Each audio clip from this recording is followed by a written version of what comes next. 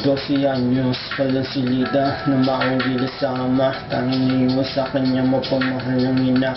Dumating ang oras na ang kanyang nanay may pinakilala sa kanya. Siya na raw magiging bago niyang ama. Naging masaya pa nga mga sumunod na araw. Magkakasama pa nga sila nagtatawanan. Hanggang isang araw biglang nag-iba ang lahat. Hindi pa agad mapaniwala na ito'y naganap. Parang wala sa inagap na ito'y magagawa ng kanyang amain. Nasa kami nito ang musmusay samain at nang ito'y tangkain. Tulog na ang nanay na mahimbing nang ito'y dumating. Palibas sila seng sa sang kwarto na tanging kurtina lang ang nakatabing. Namusta ng salary, walang umuna paslit. At ang tanging pumasok sa isip at naglaro sa mainit na damdamin. Isang masamang balak ang sinene ay ang kinig. Isang masamang panaginip sa paglaki ng musmus kailangan pangarapin.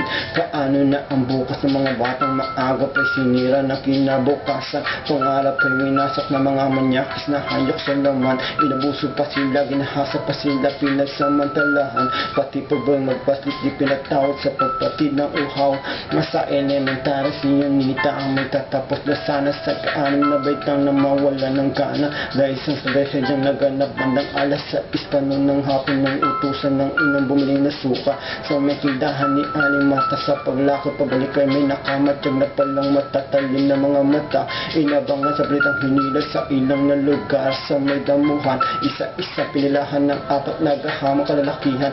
Apat na lang sa pinagbabawal na gamot na siya naghalinhinan. Pinagsawaan na mura niyang katawan pagkatapos sa binanta. Ang kapag nagsambok niya papatayin pati magulang. Umumi ng bahay ng halos hindi na makausap at siya'y tulala. Habang may pumapatak-patak pangambutin ng dugo sa kanyang pang-ibaba. Nang matanaw siya at makita na pahugulhol ng iyak. Ang inang hindi makapaniwala. Habang yakap-yakap sa sinapit ng bulsong anak halos bumaha ng isang miling luha. Paano na ang bukas ng mga batang maagap ay sinira na kinabukasan. Pangarap ay winasak ng mga manyakis na hanyok sa laman. Inabuso pa sila, ginhasa pa sila, pinagsamantalahan. Pati pobreng paslit di pinatawad sa pagpatid ng uhaw.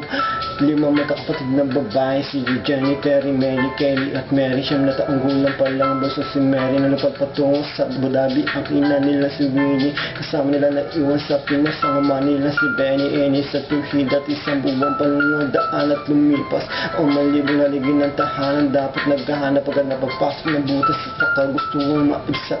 Agad init na katawang nararamdaman na pagbalingan ng anak na gusto at nakuha ang pagsamantalahan. Naibsan nga ang tawag ng pangangailangan ay pagpatuloy pangalihim na kawalang yaan. Ngunit ang masakla pa pala sa lahat, hindi pala si Mero una nakaranas sa kahayupan ng ama.